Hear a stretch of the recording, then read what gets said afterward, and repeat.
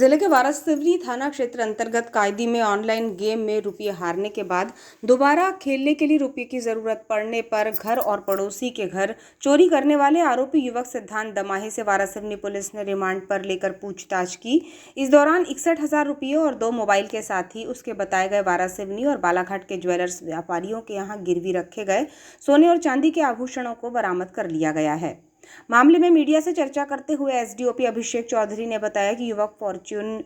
PP2 online game खेलने का आदी था, जिसमें गेम में रुपये हारने के बाद और खेलने के लिए पड़ोसी सुनीता दमाहे, राजेंद्र दमाहे और देवेंद्र दमाहे के घर सोने चांदी के जेवरात और 25,000 नगद रुपये चोरी कर लिए थे। जिसने चोरी किए गए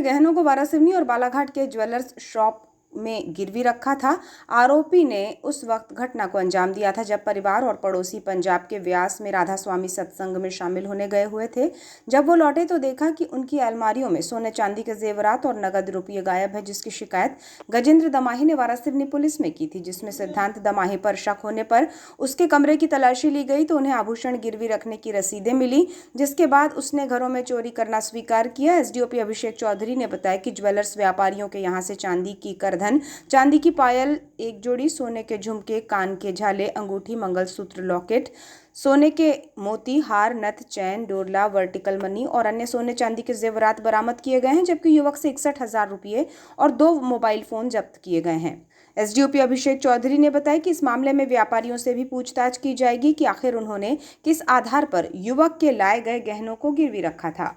जो एक कायदी निवासी सिद्धांत दमाही, जो सुनीता दमाही का लड़का है, उसके ऊपर शक की सुई गई और ये पता चला कि वो एक ऑनलाइन गेम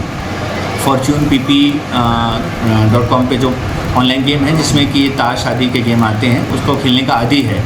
उस गेम खेलने के दौरान ही उसने इतने सारे पैसे हारे और उस पैसे हारने के एवज में उसने घर से सामान चुराया इन 3 घरों से, सुनीता दमाही, गजेंद्र दमाही एवं देवेंद्र दमाही के घर से। और उस सोने चांदी के गहनों को उसने वारासिवनी एवं बालाघाट के कुछ ज्वेलरी शॉप में गिरवी रखा और उसके पश्चात वहाँ से जो राशि प्राप्त हुई उसको उसमें लगा रहा था। इसमें विवेचना में जो हम लोगों ने जो ज्वेलरी शॉप है वहाँ से उन गहनों को बरामद कर लिया है और लगभग 65,000 रुपये कैश और 2 फ़ोन भी इसमें जब्त किए हैं। आरोपी जो है उससे माननीय न्यायालय पेश किया।